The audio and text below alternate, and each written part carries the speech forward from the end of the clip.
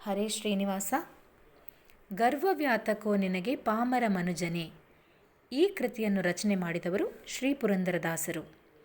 ಈ ದಾಸರ ಪದದಲ್ಲಿ ಪಾಮರ ಮನುಜ, ನೀನು ಏನು ಸಾಧನೆಯನ್ನು ಮಾಡಿದಿ, ನಿನಗೆ ಯಾಕೆ ಇಷ್ಟೊಂದು ಗರ್ವ ಅಂತ ಎಚ್ಚರವನ್ನು ಕೊಡ್ತಾ ಇದ್ದಾರೆ ದಾಸರು. ಹಲವಾರು ದೇವತೆಗಳು, ಋಷಿಮುನಿಗಳು ಭೂಲೋಕದಲ್ಲಿ ಸಾಧನೆಯನ್ನು ಮಾಡಿದ್ದಾರೆ ಅಂತ ತೋರಿಸಿ, ಉದಾಹರಣವಾಗಿ ಹೇಳಿ ನೀನು ಏನು ಮಾಡಿಲ್ಲ ಅನ್ನೋ ಎಚ್ಚರವನ್ನು ನಮಗೆ ತಿಳಿಸಿಕೊಡ್ತಾ ಇದ್ದಾರೆ ಈ ದಾಸರ ಪದದಲ್ಲಿ. ಗರ್ವವ್ಯಾತಕೋ ನಿನಗೆ ಪಾಮರ ಮನುಜನೇ. ಇಲ್ಲಿ ದಾಸರು ಪಾಮರರು ಅನ್ನೋ ಶಬ್ದವನ್ನು ಪ್ರಯೋಗ ಮಾಡ್ತಾರೆ. ಯಾಕೆ ಅಂದರೆ ಮೋಕ್ಷ ಹೊಂದಬೇಕು ಅಂದರೆ ಜ್ಞಾನವನ್ನು ಸಂಪಾದನೆ ಮಾಡಲೇಬೇಕು. ನ ಅನ್ಯಪ್ಪಂತ ಅಯನಾಯ ವಿದ್ಯತೆ ಅನ್ನೋ ಸೂತ್ರ ನಮಗೆ ಗೊತ್ತಿದೆ. ಏನಾದರೇನು ಮೋಕ್ಷವಿಲ್ಲ, ಜ್ಞಾನವಿಲ್ಲದೆ ಮೋಕ್ಷವಿಲ್ಲ ಅಂತ ವಿಜಯದಾಸರು ಸ್ಪಷ್ಟವಾಗಿ ಹೇಳ್ತಾರೆ. ಮೋಕ್ಷ ಹೊಂದಬೇಕು ಅಂದರೆ ಜ್ಞಾನವನ್ನು ಪಡಿಲೇಬೇಕು ಅಂತ. ಅಂಥ ಜ್ಞಾನವನ್ನು ಸಂಪಾದನೆ ಮಾಡಲಿಕ್ಕೆ ನಾವೆಲ್ಲ ಭೂಲೋಕಕ್ಕೆ ಬಂದಿದ್ದೀವಿ. ನಾವು ಜ್ಞಾನದಲ್ಲಿ ಪೂರ್ಣರಲ್ಲ.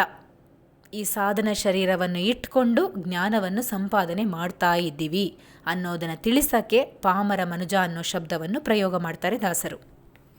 ಇಂಥ ಪಾಮರ ಮನುಜನೇ, ನಿನಗೆ ಯಾತಕ್ಕೆ ಗರ್ವ ಅಂತ ದಾಸರು ಪ್ರಶ್ನೆಯನ್ನು ಕೇಳುತ್ತಾರೆ. ಅಹಂ ಅನ್ನೋದು ಐಡೆಂಟಿಫಿಕೇಶನ್ ಆಫ್ ಸೆಲ್ಫ್. ಅದು ಸ್ವಾಭಾವಿಕವಾಗಿ ಒಂದು ಜೀವಕ್ಕೆ ಇರುವ ಒಂದು ಗುಣ. ಈ ಗುಣ ನಮ್ಮೆಲ್ಲರಿಗೂ ಬೇಕು. ನಾವು ದೇವರು ಒಂದು ಅಂತ ಅನ್ಕೋಬಾರ್ದಲ್ವಾ. ಅದಕ್ಕೆ ಐಡೆಂಟಿಫಿಕೇಶನ್ ಆಫ್ ಸೆಲ್ಫ್ ಅನ್ನೋ ಅಹಂ ಅನ್ನೋ ಒಂದು ಸ್ವಾಭಾವಿಕವಾದ ಗುಣ ನಮ್ಮಲ್ಲಿ ಇದೆ. ಅಹಂಕಾರ ಅನ್ನೋದು ಬೇರೆ.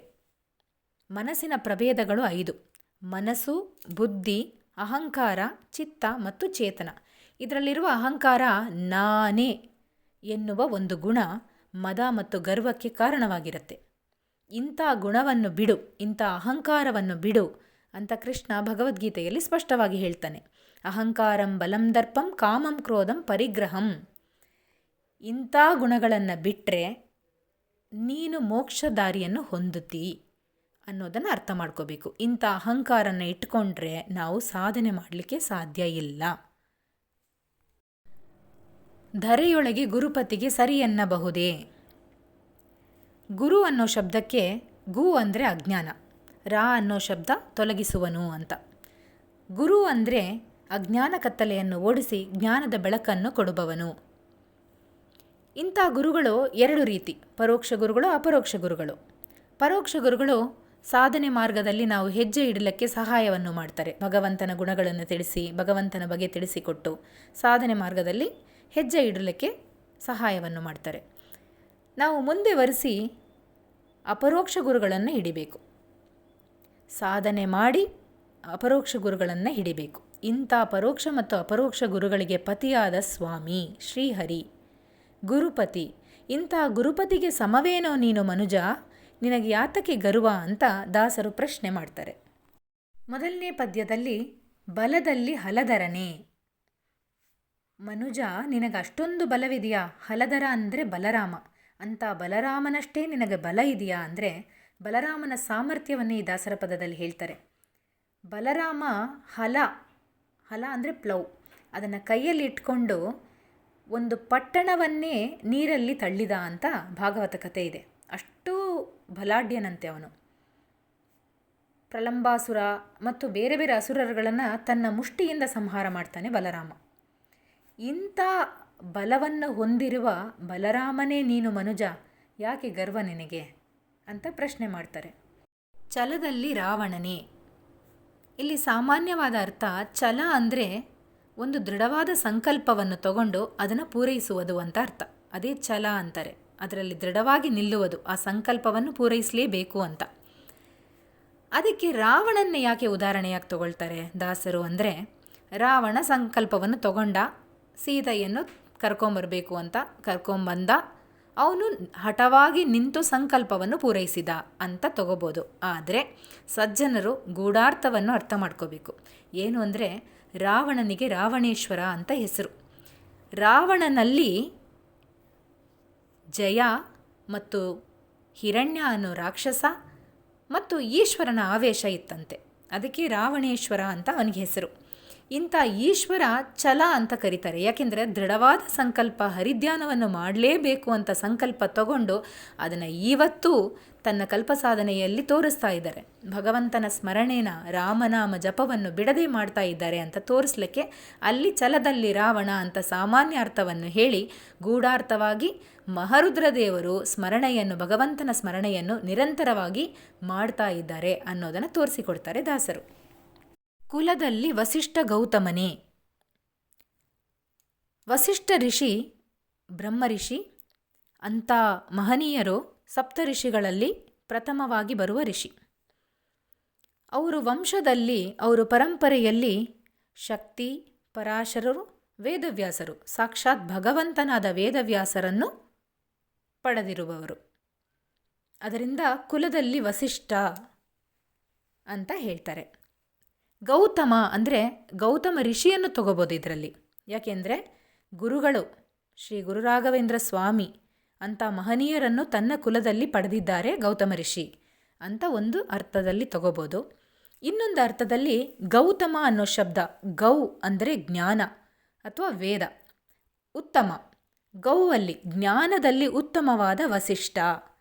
ಅದಕ್ಕೆ ಕುಲದಲ್ಲಿ ವಸಿಷ್ಠ ಗೌತಮನೇ ಅಂದರೆ, ಗೌತಮ ಅಂದರೆ ಜ್ಞಾನದಲ್ಲಿ ಉತ್ತಮವಾದ ವಸಿಷ್ಠನೇ ನೀನು ಕುಲದಲ್ಲಿ, ಇಂಥ ನಿನಗೆ ಯಾಕೆ ಗರ್ವ ಅಂತ ಮನುಜರಿಗೆ ದಾಸರು ಪ್ರಶ್ನೆ ಮಾಡ್ತಾರೆ. ನೆಲೆಯಲ್ಲಿ ಭೃಗುಮುನಿಯೇ. ಇಲ್ಲಿ ನೆಲೆ ಅಂದರೆ ಸ್ಥಾನ ಅಂತ ತಗೋಬೇಕು, ಸ್ಥಿರವಾಗಿರುವ ಒಂದು ಸ್ಥಾನ. ಭಗವದ್ಗೀತೆಯಲ್ಲಿ ಕೃಷ್ಣ ಮಹರ್ಷಿಗಳಲ್ಲಿ ನಾನು ಭೃಗು ಅಂತಾರೆ. ಯಾಕೆಂದರೆ ಭೃಗು ಜ್ಞಾನ, ಕೀರ್ತಿ, ಭಕ್ತಿ ಇದರಲ್ಲಿ ಬಹುಶ್ರೇಷ್ಠವಂತೆ. ಭಾರ್ಗವಿ ಅನ್ನೋ ಲಕ್ಷ್ಮಿ ಅವತಾರ ತಗೊಂಡಾಗ ಅವಳಿಗೆ ತಂದೆಯಾಗಿ ಬರ್ತಾರೆ ಈ ಭೃಗು. ಅಂಥ ಸ್ಥಾನದಲ್ಲಿರುವ ಭೃಗುವೋ ನೀನು ಮನುಜ, ಯಾಕೆ ಗರ್ವ ನಿನಗೆ ಅಂತಾರೆ ದಾಸರು. ಇನ್ನೊಂದು ಗೂಢಾರ್ಥ, ದಕ್ಷ ಪ್ರಜಾಪತಿ ಯಜ್ಞವನ್ನು ಮಾಡಿದಾಗ ಅಲ್ಲಿ ರುದ್ರದೇವರಿಗೆ ಹವಿಸ್ಕೊಟ್ಟಿಲ್ಲ ಅಂತ ಒಂದು ಘಟನೆ ನಡೆಯುತ್ತೆ. ಅದರಲ್ಲಿ ದಕ್ಷ ಪ್ರಜಾಪತಿ ಜೊತೆ ಸಹಾಯವಾಗಿ ನಿಂತು ಭಗವಂತನ ಕಾರ್ಯ, ಈ ಯಜ್ಞ ತಡೆ ಆಗಬಾರ್ದು ಅಂತ ಸ್ಥಿರವಾಗಿ ನೆಲೆಯಲ್ಲಿ ನಿಂತರಂತೆ. ಅದಕ್ಕೆ ನೆಲೆಯಲ್ಲಿ ಭೃಗುಮುನಿ ಅಂತಾರೆ. ನೆಲೆಯಲ್ಲಿ ಗಾಂಗೇಯನೇ. ಭೀಷ್ಮಾಚಾರ್ಯರಿಗೆ ಗಾಂಗೇಯ ಅಂತ ಹೆಸರು. ಗಂಗೆಯ ಸುತ ಅಲ್ವಾ, ಅದಕ್ಕೆ ಗಾಂಗೇಯ ಅಂದರೆ ಭೀಷ್ಮಾಚಾರ್ಯರು. ಇವರು ನಿಯಮ ನಿಷ್ಠೆಗಳನ್ನು ಇಟ್ಟುಕೊಂಡು ಸ್ವಲ್ಪನೂ ಆ ಮಾರ್ಗದಿಂದ ಅಗಲದೆ ಆಚರಣೆ ಮಾಡಿದವರು. ಇದು ಮಹಾಭಾರತದ ಕತೆ. ಒಂದು ಮಾತನ್ನು ಕೊಟ್ಟಿದ್ದಕ್ಕೆ ಉಳಿಸಬೇಕು ಆ ಮಾತನ್ನು ಅಂತ ಸ್ಥಿರವಾಗಿ, ದೃಢವಾಗಿ ಆಚರಣೆ ಮಾಡಿದವರು. ಇಂಥ ನೇಮನಿಷ್ಠೆಯಲ್ಲಿ ಭೀಷ್ಮಾಚಾರ್ಯ ಅನ್ನೋ ಮನುಜ ನೀನು, ನಿನಗೆ ಯಾಕೆ ಗರ್ವ ಅಂತ ದಾಸರು ಕೇಳ್ತಾರೆ. ಶ್ರೀ ವಾದಿರಾಜರು ಅವರ ಕೃತಿಯಲ್ಲಿ ನಿಯಮನಿಷ್ಠೆಗಳಿಂದ ನಿನ್ನನ್ನು ಭಜಿಸದೆ ಪಾಮರ ನಾನಾದೇನೋ ಅಂತ ಮನುಜ ಪಾಮರ ಅಂತ ಅಲ್ಲೂ ಹೇಳಿದ್ದಾರೆ. ಯಾಕೆಂದರೆ ನಿಯಮನಿಷ್ಠೆಗಳಿಂದ ಆಚರಣೆ ಮಾಡಲಿಕ್ಕೆ ಮನುಜನಿಗೆ ಸಾಧ್ಯವಿಲ್ಲ ಅಂತೆ ಕಲಿಯುಗದಲ್ಲಿ ಅಂತ ವಾದಿರಾಜರು ಸೂಚನೆಯನ್ನು ತನ್ನ ಕೃತಿಯಲ್ಲಿ ಕೊಟ್ಟಿದ್ದಾರೆ. ಒಲುಮೆಯಲ್ಲಿ ವಾಲ್ಮೀಕಿ ಮುನಿಯೇನೋ. ಭಗವಂತನ ಒಲಿಸಿಕೊಂಡದಲ್ಲಿ ವಾಲ್ಮೀಕಿ ಏನೋ ನೀನು ಮನುಜ ಅನ್ನೋದು ಸಾಮಾನ್ಯ ಅರ್ಥ. ವಾಲ್ಮೀಕ ಋಷಿಗೆ ರಾಮ ಅನ್ನೋ ಶಬ್ದವನ್ನು ಉಚ್ಚಾರಣೆ ಮಾಡಲಿಕ್ಕಾಗಲಿಲ್ಲಂತೆ. ಅಂಥ ಮಹನೀಯರು ಮಹಾ ಇತಿಹಾಸವಾದ ರಾಮಾಯಣನ ನಮಗೆ ಕೊಡ್ತಾರೆ. ಇದು ಒಂದು ಅರ್ಥ. ಅವರು ಭಗವಂತನ ಒಲಿಸಿಕೊಂಡರು ಅನ್ನೋದು ಒಂದು ಅರ್ಥ. ಇನ್ನೊಂದು, ವಾಲ್ಮೀಕಿ ಅಂದರೆ ಶೇಷದೇವರಿಗೂ ಆ ಹೆಸರು ಬರುತ್ತೆ. ಏಕೆಂದರೆ ವಾಲ್ಮೀಕದಿಂದ ಬರ್ತಾರೆ, ಹುತ್ತದಿಂದ ಬರ್ತಾರೆ. ಅಂಥ ಶೇಷದೇವರು ಭಗವಂತನ ನಿರಂತರವಾಗಿ ಹಾಸಿಗೆ ಸೇವೆಯನ್ನು ಕೊಟ್ಟು ಆ ಸೇವೆಯನ್ನು ಮಾಡಿ ಭಗವಂತನ ಒಲಿಸಿಕೊಂಡರಂತೆ. ಅದಕ್ಕೆ ಒಲುಮೆಯಲ್ಲಿ ವಾಲ್ಮೀಕಿ ಮುನಿಯೇನೋ ಅಂದರೆ ಅದು ಶೇಷದೇವರಿಗೂ ಹೊಂದತ್ತೆ. ಏಕೆಂದರೆ ನಿರಂತರವಾಗಿ ಭಗವಂತನಿಗೆ ಹಾಸಿಗೆ ಸೇವೆಯನ್ನು ಮಾಡಿ ಭಗವಂತನ ಒಲಿಸಿಕೊಂಡರು ಅನ್ನೋದು ಗೂಢಾರ್ಥ. ಇಂಥ ಶೇಷದೇವರೇ ನೀನು, ಯಾಕೆ ಮನುಜ ನಿನಗಿಷ್ಟೊಂದು ಗರ್ವ ಅಂತ ದಾಸರು ಪ್ರಶ್ನೆ ಮಾಡ್ತಾರೆ. ಹಠದಲ್ಲಿ ಪ್ರಹ್ಲಾದನೇ.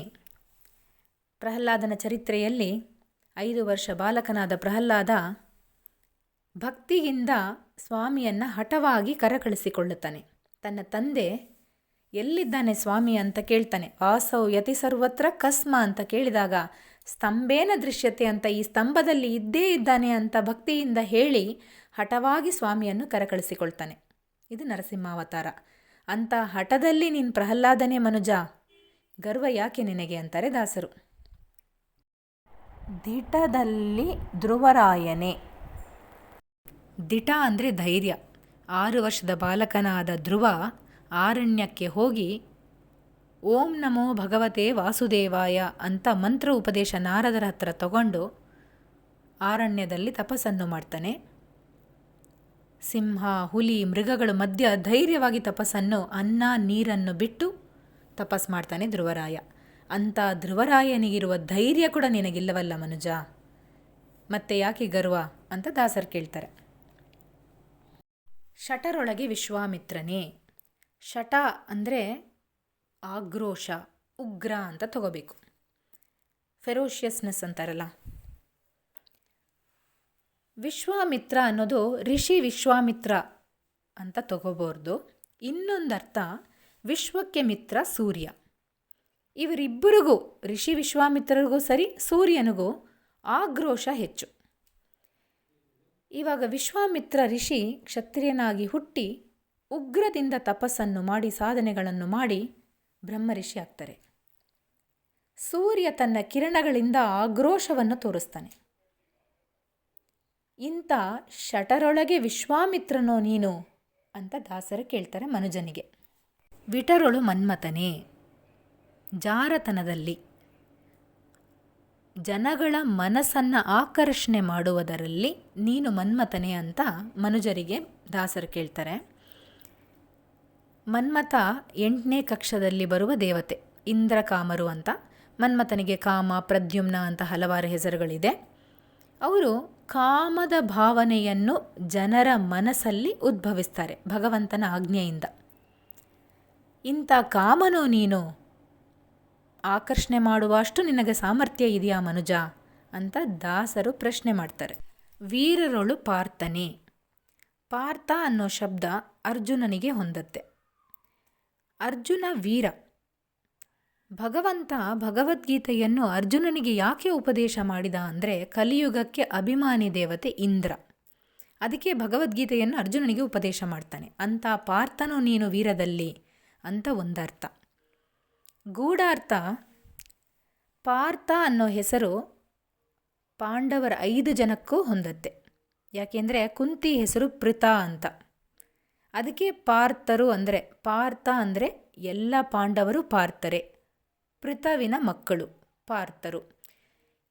ವೀರರುಳು ಪಾರ್ಥ ಅಂದರೆ, ವೀರ ಅಂದರೆ ವಾಯುದೇವರು.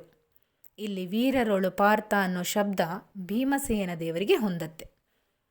ವೀರರೊಳು ಪಾರ್ಥ ಅಂದರೆ ವೀರದಲ್ಲಿ ಬಹುಪರಾಕ್ರಮ ಹೊಂದಿದವರು ಭೀಮಸೇನ ದೇವರು.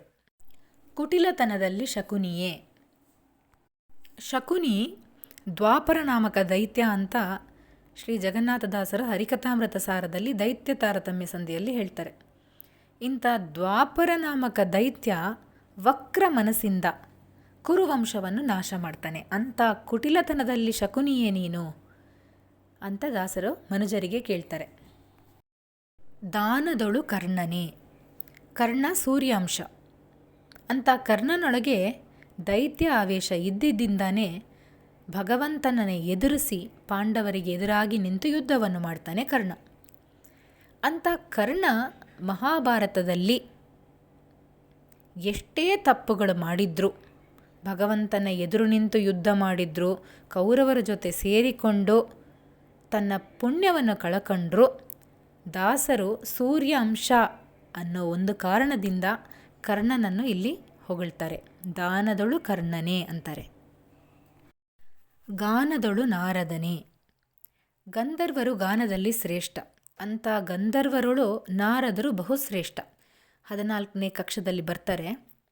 ನಾರದರಿಗೆ ಯಾಕೆ ಇಷ್ಟೊಂದು ಉತ್ತಮವಾದ ಸ್ಥಾನ ಅಂದರೆ, ನಾರದರು ದೇವತೆಯೂ ಹೌದು, ಋಷಿಯಾಗೂ ಇದ್ದಾರೆ ಮತ್ತು ಗಂಧರ್ವರು. ಈ 3 ರೀತಿಯಲ್ಲೂ ಭಗವಂತನ ಸೇವೆಯನ್ನು ಮಾಡ್ತಾರೆ. ಅಂಥ ನಾರದರು ಗಾನದಲ್ಲಿ ಬಹು ಶ್ರೇಷ್ಠರು.